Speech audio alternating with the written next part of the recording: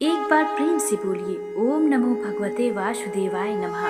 भक्तजन, आज बृहस्पतिवार का पावन दिन है। आज के इस शुभ अवसर पर हम सभी भगवान विष्णु और देवगुरु बृहस्पति की कृपा प्राप्त करने हेतु बृहस्पतिवार की व्रत कथा का श्रवण करने जा रहे हैं। कथा को अंत तक श्रद्धा और विश्वास के साथ सुने। भगवान आपकी सभी मनोकामनाएं जरूर पूर्ण करेंगे। प्राचीन काल की बात है। एक समय भारतवर्ष में एक महान राजा राज्य करता था, जिसके पास अन्न और सोने चांदी की कोई कमी नहीं थी। राजा बड़ा प्रतापी और दान देने वाला था। वह प्रतिदिन भगवान विष्णु के मंदिर में जाया करता था और वहां श्री हरि विष्णु भगवान की पूजा किया करता था तथा ब्राह्मणों का आदर करता और मन क्रम वचन से हमेशा शुद्ध रहता। और उसका दरबार धर्म द्वार के नाम से सब दीनहीन नर नारियों के लिए हमेशा खुला रहता था। वह सबकी इच्छाओं को पूर्ण करता था। राजा किसी बात की चिंता नहीं करता था। राजा की यह बात रानी को सुहाती नहीं थी, इसलिए वह किसी भिक्षार्थी को कभी कुछ नहीं दान देती थी। दिन रात घर के कामों में ही व्यस्त रहा करती थी। ना व्रत करती थी और ना ही पूजा पाठ करती थी, और राजा को भी व्रत के लिए मना किया करती थी। एक दिन की बात है। बृहस्पतिवार के दिन, जिस समय राजा वन की ओर शिकार खेलने गए हुए थे, घर पर रानी दासी कामकाज में लगी हुई थी। उसी समय बृहस्पति महाराज एक भिखारी का रूप धारण कर राजा के द्वार पर प्रकट हो गए और भिक्षा की याचना करने लगे। रानी को दान आदि की बात नहीं सुहाती थी, इसलिए वह क्रोधित होकर बोली, हे विप्र देवता, मैं दान से परेशान हूँ, इसलिए कोई ऐसा उपाय बताओ जिससे संपूर्ण धन नष्ट हो जावे और मुझे शांति हो। भगवान बोले। रानी की बात सुनकर आश्चर्य में पड़ गए और सोचने लगे, आज तक मुझे कोई ऐसी स्त्री नहीं दिखी जिसको धन आदि की तनिक भी इच्छा न हो और वह धन से घृणा करती हो।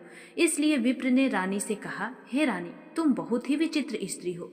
मैंने आज तक कोई ऐसी स्त्री नहीं देखी जिसे धन और पुत्र की चाह न हो। पापनी भी कुछ चाहती है। अगर तुम्हारे पास धन आदि ज्यादा है तो उसे दान पुण्य कार्य में लगाओ, भूखों को भोजन कराओ, गर्मी में प्याऊ लगवाओ, विप्रों को धन दो, कुआं तालाब सड़कें मंदिरों का निर्माण कराओ। प्रत्येक गुरुवार के दिन बृहस्पति देव की पूजा करो, व्रत करो, कथा सुनो, जिससे स्वर्ग की प्राप्ति होगी, अति सुख मिलेगा और कुल का नाम उज्जवल होगा। रानी इन बातों को सुनकर और क्रोधित होने लगी और बोली, हे विप्र देवता, यह सब कार्य मेरे पति देव करते हैं, पर मुझे यह सब नहीं सुहाता है। इसलिए आप इस तरह के सुझावों को मेरे सामने प्रस्तुत ना करें और यह उपाय बतावें जिससे सारा संपूर्ण धन मेरा नष्ट हो जाए।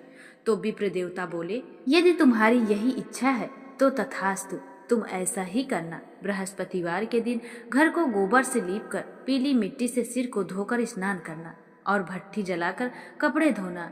ऐसा करने से तुम्हारी मनोकामना जरूर पूरी हो जाएगी। इतना कहकर साधु वहां से अंतर ध्यान हो गए। रानी ने साधु के कहे अनुसार बृहस्पतिवार के दिन वैसा ही किया।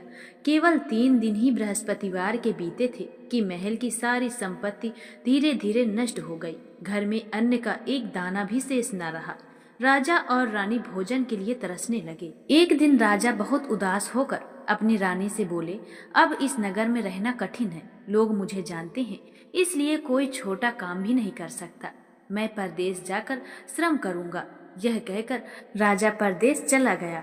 वह जंगल से लकड़ियां काटकर नगर में बेचने लगा और उसी से अपना जीवन यापन करने लगा। इधर राजा के जाने के बाद रानी और उसकी दासी का जीवन अत्यंत कष्टमय हो गया। कई कई दिन उन्हें भूखा रहना पड़ता। एक बार तो 7 दिन तक बिना भोजन किए रहना पड़ा। विवश होकर रानी ने अपनी दासी को अपनी बहन के घर सहायता मांगने के लिए भेजा। संयोग बस उस दिन गुरुवार था। रानी की बहन बृहस्पतिवार का व्रत रखकर कथा सुन रही थी। रानी ने संदेश दिया, परंतु कथा के श्रवण करने के कारण बहन ने कोई उत्तर नहीं दिया। रानी की दासी वहां से निराश होकर लौट आई। बाद में कथा समाप्त होने पर रानी की बहन को अपनी भूल का एहसास हुआ और वो बहुत दुखी हुई कि मेरी बहन की दासी आई थी, मैंने उससे कुछ नहीं बोला। वह तुरंत अपनी बहन के घर पहुंची। रानी ने रोते हुए अपनी सारी व्यथा उसे सुना दी।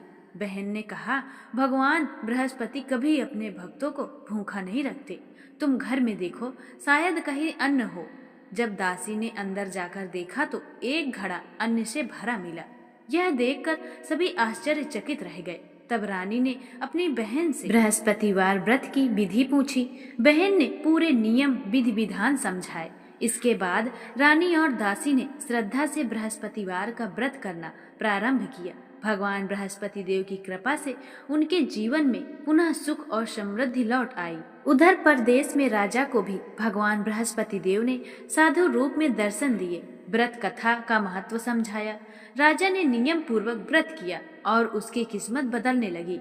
आगे चलकर राजा को अनेक कष्ट आए, कारागार भी जाना पड़ा, परंतु बृहस्पति देव की कृपा से वह निर्दोष सिद्ध हुआ और पुनः अपने नगर को लौट आया। वह अपने नगर में देखा कि रानी दान पुण्य में लगी हुई है और नगर में अनेक मंदिर, धर्मशालाएं, कुएं और बाग बन चुके हैं। अंत में रानी राजा दोनों ने सच्चे मन से बृहस्पतिवार व्रत को अपनाया। भगवान बृहस्पति देव की कृपा से उन्हें संतान सुख भी प्राप्त हुआ और जीवन आनंदमय हो गया। जो मनुष्य श्रद्धा और विश्वास से बृहस्पतिवार का व्रत करता है, कथा सुनता या सुनाता है, भगवान बृहस्पति देव उसकी सदैव रक्षा करते हैं और उसकी सभी मनोकामनाएं भी पूर्ण करते हैं। तो एक बार जाते जाते कमेंट में प्रेम से बोलिए, जय बृहस्पति देव भगवान की, जय गुरुदेव भगवान की। अगर पहली बार आए हैं चैनल में तो हमारे वीडियो को लाइक करके चैनल को सब्सक्राइब अवश्य कर लें और अपना आशीर्वाद हम पर बनाए रखें। हरे कृष्णा।